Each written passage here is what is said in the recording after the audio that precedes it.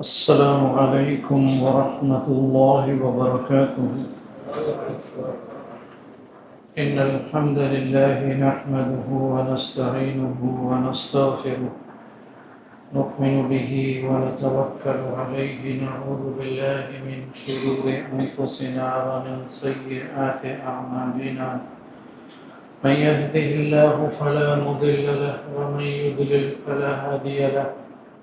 وأشهد أن لا إله إلا الله وحده لا شريك له، وأشهد أن محمدا عبده ورسوله. قال تعالى في كتابه الكريم: يا أهل الكتاب لا تغلوا في دينكم ولا تقولوا على الله إلا الحق.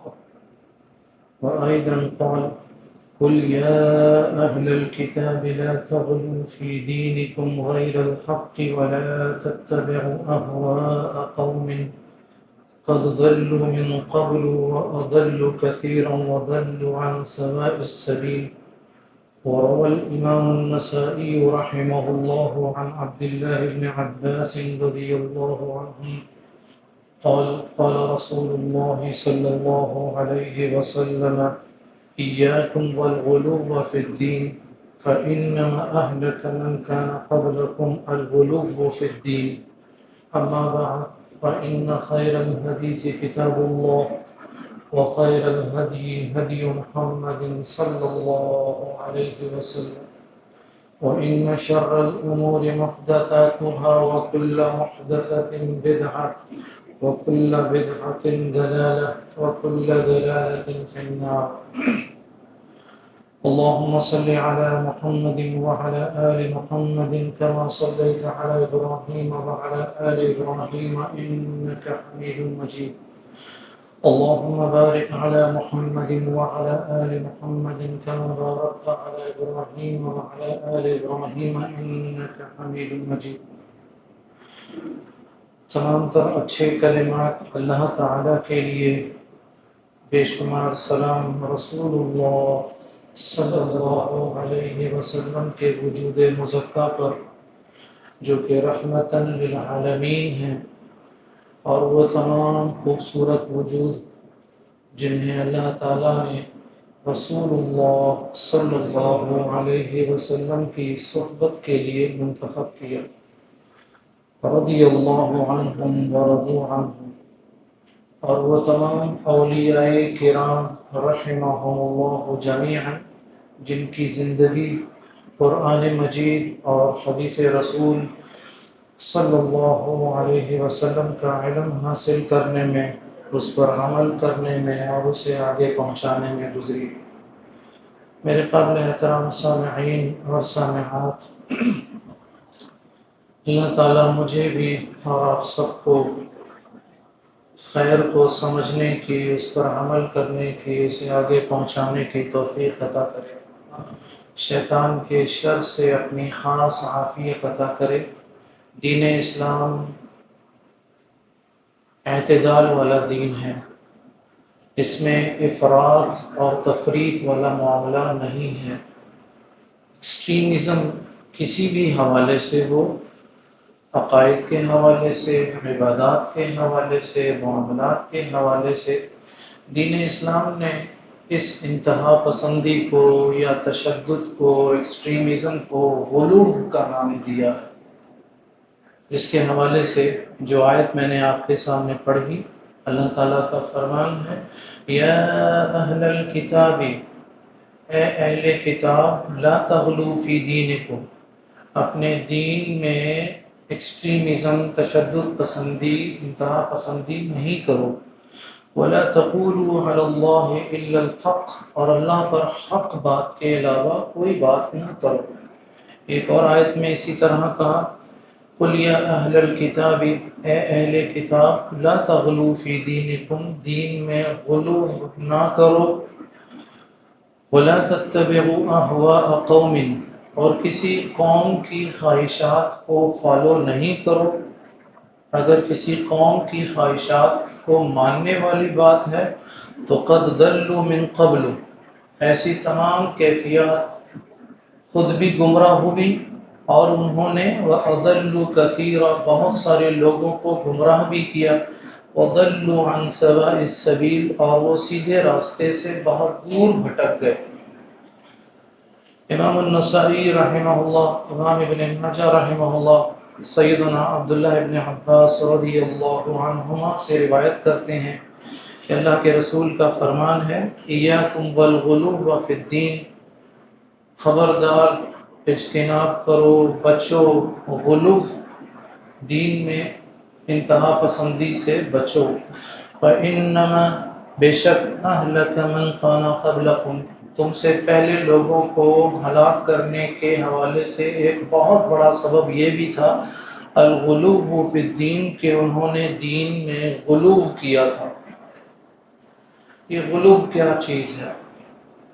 غلو میرے قابل احترام سامعین اور سامعات ایک جملے میں بات کہی جا سکتی ہے، کسی بھی بارے میں جتنا حکم اللہ تعالیٰ نے، اللہ کے رسول صلی اللہ علیہ وسلم نے کہا، اس کو اپنی مرضی سے کم کرنا، اس میں اپنی مرضی سے اضافہ کرنا، یہ غلو کہلاتا ہے۔ بس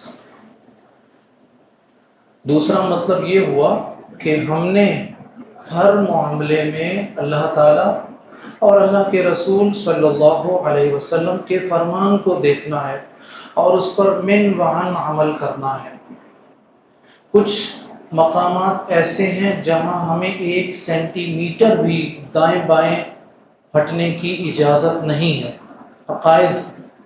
عقائد میں ہم 100% پابند ہیں کہ جو عقیدہ ہمیں قرآن مجید میں اور حدیث رسول میں مل رہا ہے ہم اسی کو مکمل طور پر اختیار کریں گے۔ عبادات یہاں بھی ہم 100% پابند ہیں، باؤنڈ ہیں کہ عبادت کرنے کا جو طریقہ ہمیں رسول اللہ صلی اللہ علیہ وسلم نے بتایا، جس مقدار میں، جس تعداد میں، جس وقت میں، جس کیفیت میں، جس نوعیت میں، ہم اس کے پابند ہیں، اس میں ہم اپنی مرضی نہیں داخل کر سکتے۔ لیکن معاملات میں ہمیں بنیادی کچھ چیزوں سے روک دیا گیا اور کہا کہ ان چیزوں کی پابندی کریں، اس میں داخل نہیں ہونا، باقی آپ اپنے ماحول کے اعتبار سے شریعت جس کی اجازت دیتی ہے وہ کر سکتے ہیں۔ تو میرے قابل احترام سامعین، غلو سے بچنے کا ایک ہی فارمولہ ہے کہ میں اور آپ علم نافع حاصل کر لیں۔ علم نافع کیا چیز ہے؟ قرآن مجید اور حدیث رسول۔ اگر ہم یہ علم نافع حاصل کر لیتے ہیں تو اس کا مطلب یہ ہوا کہ ہم الحمدللہ اس چیز سے بچ گئے ہیں جس چیز سے بچنے کا حکم ہمیں اللہ تعالیٰ نے بھی دیا اور رسول اللہ صلی اللہ علیہ وسلم نے بھی دیا۔ ایک حدیث رسول ہے صحیح بخاری کی، سیدنا طلحہ بن عبید اللہ اس کے راوی ہیں، فرماتے ہیں کہ جاء رجل الی رسول اللہ صلی اللہ علیہ وسلم، ایک شخص اللہ کے نبی کے پاس آتا ہے، فَإِذَا هُوَ يَسْأَلُهُ عَنِ الْإِسْلَامِ اور وہ اسلام کے بارے میں آپ سے پوچھتا ہے، دریافت کرتا ہے۔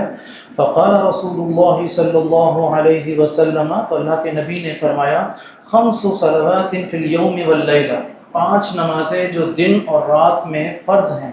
فقال هل علی غیرها پوچھا کہ کیا ان کے علاوہ بھی کوئی اور نماز مجھ پر فرض ہے؟ قال لا اللہ کے نبی نے کہا نہیں، الا ان تطوع ہاں اگر تم نفلی نماز پڑھنا چاہتے ہو تو وہ تمہاری ہمت پر تقوی کے مطابق۔ فقال رسول اللہ صلی اللہ علیہ وسلم نے اسی طرح اللہ کے نبی نے فرمایا وصیام شہر رمضان اسی طرح 1 مہینے کے روزے رکھنا تم پر فرض ہے۔ اس نے پھر پوچھا هل علی غیرہ کیا ان 1 مہینے کے روزوں کے علاوہ بھی مجھ پر کچھ فرض ہے؟ اللہ کے نبی نے فرمایا لا نہیں، الا ان تطوع ہاں اگر تم نفلی روزے رکھنا چاہتے ہو پیر جمعرات کے یا ہر مہینے کے جو ایام 20 کے روزے تو بالکل رکھ سکتے ہو۔ قال وذکر له رسول اللہ صلی اللہ علیہ وسلم الزکاۃ اسی طرح اللہ کے نبی نے اس شخص کو زکوٰۃ کے بارے میں بتایا۔ اس نے پوچھا کیا یہ جو آپ نے زکوٰۃ مجھے بتائی ہے کیا اس کے علاوہ بھی مجھ پر میرے مال میں کچھ اور فرض ہے؟ اللہ کے نبی نے کہا نہیں، الا ان تطوع ہاں اگر تم نفلی صدقات دینا چاہتے ہو تو وہ تمہاری مرضی ہے۔ اگلے کلمات جو ہمارے لیے بڑے اہم ہیں، جو غلو کے حوالے سے ہمیں بتاتے ہیں، فرمایا فَأَدْبَرَ الرَّجُلُ، وہ شخص واپس لوٹتا ہے، وَهُوَ يَقُولُ، اور وہ کیا کہتا ہے، وَاللَّهِ لَا أَزِيدُ عَلَى هَذَا، میں اس پر ایک چیز کا بھی اضافہ نہیں کروں گا، وَلَا أَنقُصُ، نہ کمی کروں گا، یعنی جتنا مجھے رسول اللہ صلی اللہ علیہ وسلم نے بتا دیا، نہ اس میں اپنی مرضی سے اضافہ کروں گا اور نہ میں اپنی مرضی سے اس میں کوئی کمی کروں گا، میں اس کو ایسے ہی ادا کروں گا۔ قال رسول اللہ صلی اللہ علیہ وسلم، اللہ کے نبی صلی اللہ علیہ وسلم نے اسے یہ بشارت دی، افلح ان صدق، اگر یہ سچا ہے تو یہ کامیاب ہو گیا، دنیا اور آخرت دونوں جگہ میں کامیاب ہو گیا۔ معلوم ہوا کہ غلو سے بچنا، افراط اور تفریط سے اجتناب کرنے میں ہماری دین اور دنیا کی کامیابی ہے۔ آئیے ذرا ہم غلو کے حوالے سے چند جو معاشرے میں ہماری مثالیں پائی جاتی ہیں ہم ان پر بات کر لیتے ہیں۔ ہم میں سے بہت سارے لوگ معاشرے میں ایسے لوگ ہیں جو انبیاء کی خوبصورت وجودوں میں غلو کرتے ہیں، اسی طرح اولیاء رحمہم اللہ جمیعا ان کی ذات میں بھی غلو کرتے ہیں، اور جیسا کہ ہمارے معاشرے میں یہ جو بے شمار لوگ ہیں، بابا بلے شاہ ہیں، عبد القادر جیلانی رحمہ اللہ ہیں، اسی طرح کچھ لوگوں نے اپنے اپنے مسلک کی، اپنے اپنے مذہب کی، اپنی اپنی سیاسی جماعتوں کے لیڈرز کی شخصیت میں غلو اختیار کیا ہوا ہے۔ سیاسی طور پر بھی یہ معاملات موجود ہیں، مذہبی طور پر بھی یہ معاملات موجود ہیں، مجھے اس کی تفصیلات میں جانے کی یا نام لینے کی کوئی ضرورت نہیں ہے، لیکن میں قرآن مجید کی ایک آیت آپ لوگوں کے سامنے ضرور پڑھنا چاہوں گا۔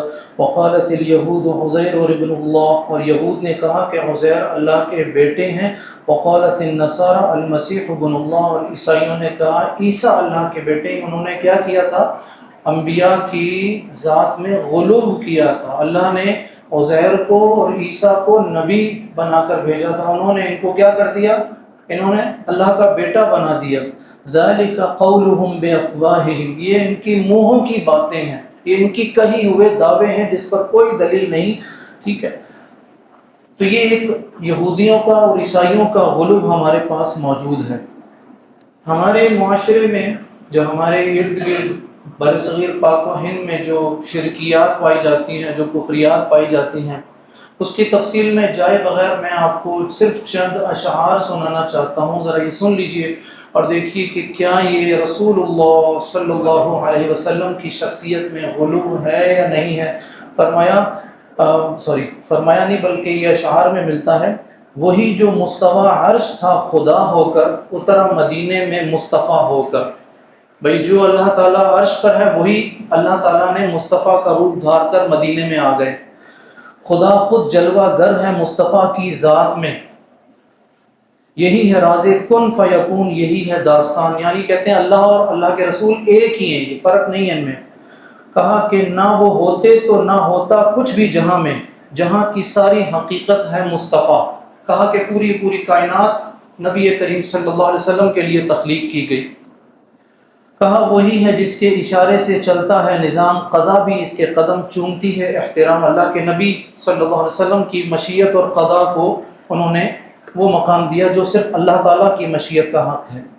کہا لوح و قلم بھی اس کے علم کے محتاج ہیں، وہ جانتا ہے ابتدا بھی اور انتہا بھی۔ یہ ساری باتیں اللہ کے نبی صلی اللہ علیہ وسلم کے حوالے سے کی جا رہی ہیں۔ کہا خدا ہی مصطفیٰ میں آ کے ظاہر ہو گیا، نظر کو دھوکہ کیا حقیقت وہی رہا، یعنی ہمیں دیکھنے میں وہ محمد نظر آ رہے ہیں، نعوذ باللہ، لیکن وہ ہے اللہ، استغفر اللہ العظیم۔ اسی کے کرم سے ہے رزق کا نظام، اسی کے اشارے پر چلتا ہے شام و سحر، یعنی رزق اللہ کے نبی دیتے ہیں، یہ رات دن کی گردش بھی اللہ کے نبی چلاتے ہیں۔ کہا نہ عبد رہا نہ معبود کا امتیاز، جو تھا وہی محمد، جو محمد وہی راز۔ اس طرح کے بے شمار کفریات اور شرکیات ہمارے شعر و شاعری میں موجود ہیں۔ ہم اللہ کے نبی صلی اللہ علیہ وسلم کو امام الانبیاء مانتے ہیں، سید الانبیاء مانتے ہیں، خاتم النبیین مانتے ہیں، شافع محشر مانتے ہیں، جن پر ایمان لائے بغیر اللہ پر بھی ایمان ہمارے لیے ممکن نہیں ہے، لیکن ہم اللہ کے نبی صلی اللہ علیہ وسلم کو اللہ کا مقام نہیں دیتے، ہم ان کا وہ تعارف لیتے ہیں جو قرآن مجید میں اور حدیث میں موجود ہے۔ صحیح بخاری میں اللہ کے رسول صلی اللہ علیہ وسلم نے یہی کہا تھا، لا تطرونی کما اطرت النصارى ابن مریم، لوگوں میری ذات میں غلو نہ کرنا جیسا کہ عیسائیوں نے عیسیٰ علیہ السلام کو اللہ کا بیٹا بنا دیا تھا۔ کہا انما انا عبد، میں اللہ کا بندہ ہوں، فقولوا عبد اللہ ورسولہ، یہ کہو کہ اللہ کا بندہ اور اللہ کے رسول۔ سورۃ الاعراف میں اللہ تعالیٰ نے رسول اللہ صلی اللہ علیہ وسلم کی زبان مبارک سے یہ اعلان کروایا، قل اے محمد کہہ دیجئے، لا املک لنفسی نفعا ولا ضرا، محمد یہ بات آپ لوگوں کو بتا دیجئے، میں تو اپنی جان کے لیے بھی نفع اور نقصان کا اختیار نہیں رکھتا، الا ما شاء اللہ، سوائے اس کے جو اللہ تعالیٰ چاہے۔ پھر کہا وَلَوْ كُنْتُ أَعْلَمُ الْغَيْبَ، اور اگر میں غیب کا جاننے والا ہوتا، لَاسْتَكْثَرْتُ مِنَ الْخَيْرِ، تو میں ہر قسم کی خیر کو اپنے لیے جمع کر لیتا، وَمَا مَسَّنِيَ السُّوءُ، مجھے کبھی بھی کوئی تکلیف، اذیت، پریشانی نہ لاحق ہوتی، ان انا الا نذیر، میں تو ڈرانے والا ہوں، وبشیر، اور خوشخبریاں سنانے والا ہوں، لقوم یؤمنون، اس قوم کو جو ایمان لانے والی ہے۔ سورۃ الانعام آیت نمبر 50 میں کہا، قل اے محمد صلی اللہ علیہ وسلم، یہ بات قیامت تک کے اہل ایمان کے لیے اعلان کر دیجئے اور ان کو بتائیے، لا اقول لکم عندی خزائن اللہ، میں تم سے یہ نہیں کہتا کہ میرے پاس اللہ کے خزانے ہیں، ولا اعلم الغیب، اور یہ بھی بتاؤ کہ میں غیب کا جاننے والا نہیں ہوں، ولا اقول لکم انی ملک، اور یہ بتاؤ کہ میں فرشتہ بھی نہیں ہوں، ان اتبع الا ما یوحى الی، میں تو صرف وحی کی اتباع کرتا ہوں، قل هل يستوي الاعمى والبصیر، اور کہہ دو کہ کیا اندھا اور آنکھوں والا برابر ہو سکتے ہیں، افلا تتفکرون، کیا تم لوگ غور و فکر نہیں کرتے؟ تو اللہ تعالیٰ نے رسول اللہ صلی اللہ علیہ وسلم کی زبان مبارک سے ایک نہیں، قرآن مجید کی بے شمار آیات میں یہ اعلان صراحت کے ساتھ کروایا کہ جو صفات اللہ کی ہیں وہ رسول اللہ صلی اللہ علیہ وسلم کو نہ دی جائیں۔ ایک صحابی رسول آتے ہیں، کہتے ہیں ما شاء اللہ وما شئت انت، جو اللہ چاہے اور آپ چاہیں، تو اللہ کے رسول نے ان کو روکا، نہیں ایسا نہیں کہو، یہ کہو ما شاء اللہ ثم ما شئت۔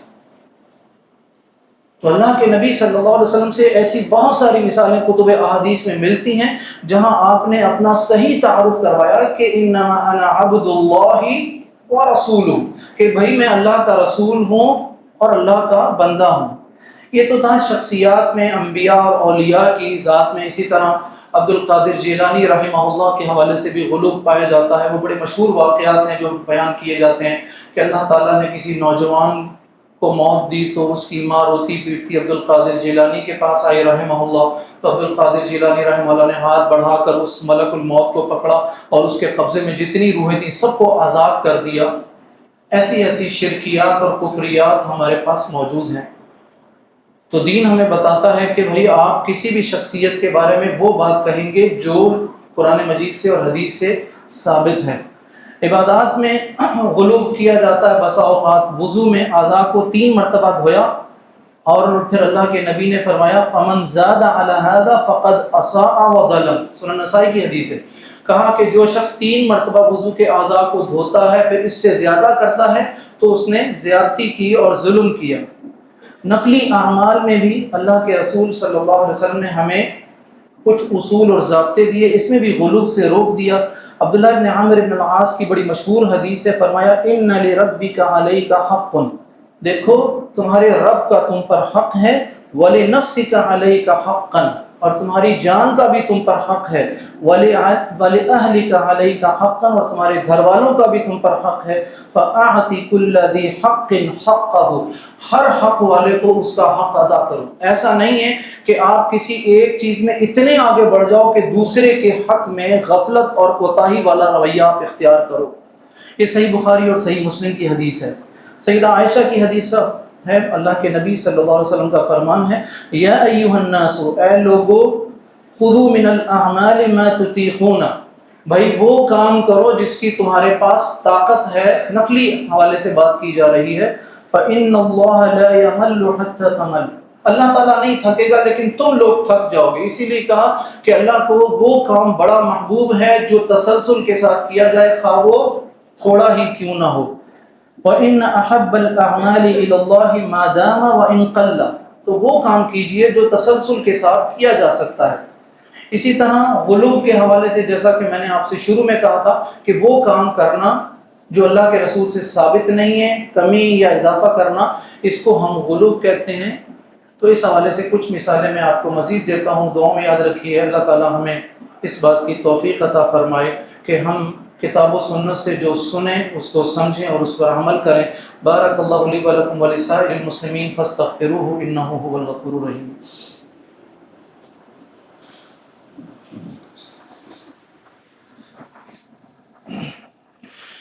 الحمد لله الذي خلقنا ورزقنا وأنعمنا على نبينا محمد صلى الله عليه وسلم وعلى آله وصحبه أجمعين وعلى من اتبع الهدى إلى يوم الدين، أما بعد۔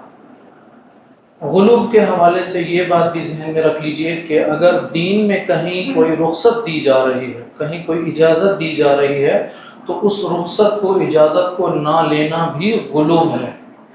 ایک حدیث میں ہے اللہ کو یہ بات بہت پسند ہے کہ اس کی دی ہوئی رخصتوں سے استفادہ کیا جائے۔ تو یہ سیدنا عبداللہ ابن عباس کی حدیث ہے، اللہ کے رسول فرماتے ہیں لیس من البر الصوم فی السفر، یہ بات نیکی میں سے نہیں ہے کہ آپ سفر کریں اور پھر روزہ رکھیں زبردستی کہ جی میں نے تو روزہ رکھنا ہے ہر صورت میں۔ جب اللہ نے اس مسافر کو روزے کی رخصت دی ہے تو بہتر ہے کہ اس رخصت سے فائدہ اٹھایا جائے۔ اور اسی طرح کہا ولا من البر الصلاۃ فی السفر، اور اسی طرح یہ بات بھی نیکی نہیں ہے کہ آپ یہ کہیں کہ میں نے سفر کے باوجود پوری نماز پڑھنی ہے۔ آپ کو کہا گیا ظہر، عصر اور عشاء کی نماز آپ قصر کر سکتے ہیں تو آپ 2 رکعت پڑھیے۔ اس کے باوجود اگر آپ کہیں نہیں جی میں نے پوری نماز پڑھنی ہے، سنتیں اور نوافل سارے ادا کرنے ہیں، تو اللہ کے نبی صلی اللہ علیہ وسلم کا فرمان جامع ترمذی میں ہے کہ یہ بات نیکی میں سے نہیں ہے۔ سیدنا ابو ہریرہ کی روایت ہے، اللہ کے نبی صلی اللہ علیہ وسلم کا فرمان بیان کرتے ہیں کہ ان الدین یسر، کہ دین بہت آسان ہے، وَلَن يُشَادَّ الدِّينَ أَحَدٌ إِلَّا غَلَبَ، جو دین کو مشکل بناتا ہے دین اس کے لیے مشکل بن جاتا ہے۔ فَسَدِّدُوا وَقَارِبُوا وَأَبْشِرُوا وَاسْتَعِينُوا بِالْغَدْوَةِ وَالرَّوْحَةِ وَشَيْءٍ مِّنَ الدُّلْجَةِ، بھئی دین کو جو دیا گیا ہے اس کو آسانیوں کے ساتھ پورے کا پورا اس پر عمل کرو۔ دین نے تو یہ بھی بتایا کھڑے ہو کر نماز نہیں پڑھ سکتے تو بیٹھ کر پڑھ لو، بیٹھ کر نہیں پڑھ سکتے تو لیٹ کر پڑھ لو۔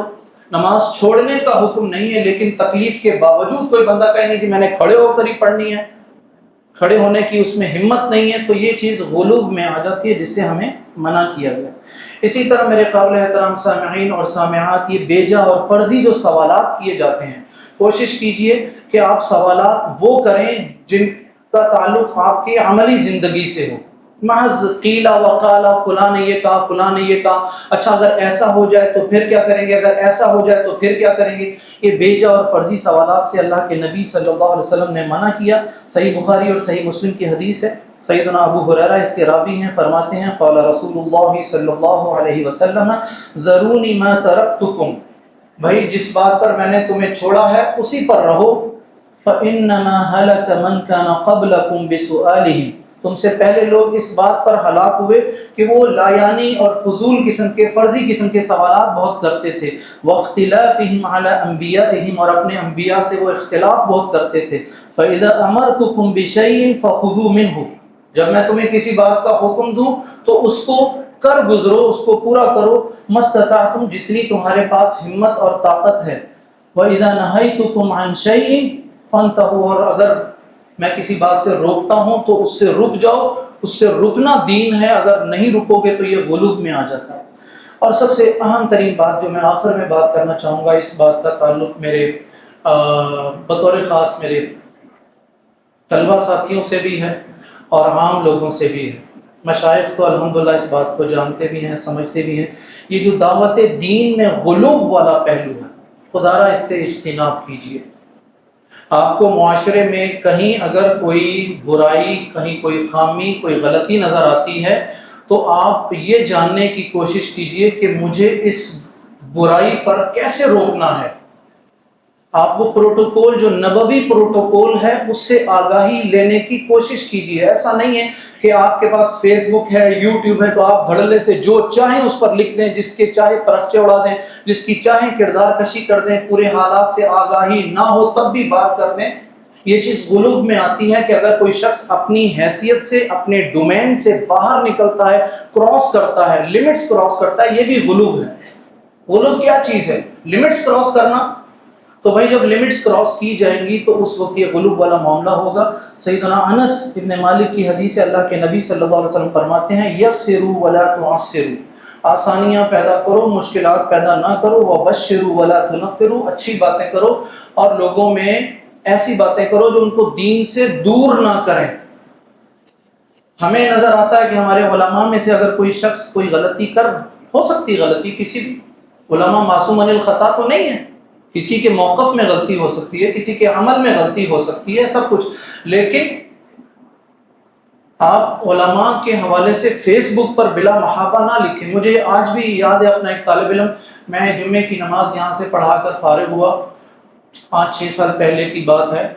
میں نے چونکہ تجوید تو باقاعدہ کہیں نہیں پڑھی، اپنے طور پر جو پڑھتا ہوں، تو وہ طالب علم میرے ساتھ ساتھ چلتا گیا گھر تک. مجھے سمجھ میں نہیں آتی کہ یہ طالب علم میرے ساتھ گھر کیوں جا رہا ہے.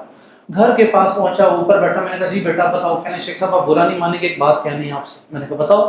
کہا شیخ صاحب آپ نے ایک لفظ غلط پڑھا تھا، وہ لفظ اس طرح نہیں اس طرح پڑھنا تھا.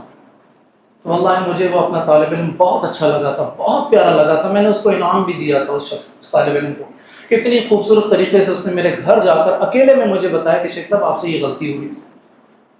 تو بھائی کسی کی غلطی پر روکنا ہے تو آپ طریقے کو اختیار کیجئے. اللہ کے نبی صلی اللہ علیہ وسلم سے یہ چیزیں ثابت ہیں، دعوت دین کے اصول اور ضوابط وغیرہ. اللهم اعز الاسلام والمسلمين، اللهم اذل الشرك والمشركين، اللهم دمر اعداءك اعداء الدين، اللهم اهلك الظالمين بالظالمين، اللهم اشف مرضانا ومرضى المسلمين. اللہ ہمارے بیماروں کو شفائے کاملہ و عاجلہ عطا کر. ہمارے اورنگی ٹاؤن کے ساتھی ہیں شیخ عبداللہ ناصر صاحب، شیخ حاکم علی صاحب کے صاحبزادے اپنی بیگم کے ساتھ ابھی ایکسیڈنٹ میں زخمی ہوئے ہیں شدید، ان کے لیے بھی دعا کیجیے اور سب کے لیے دعا کیجیے. اللہ تعالی ہمارے تمام بیماروں کو شفائے کاملہ و عاجلہ عطا کرے.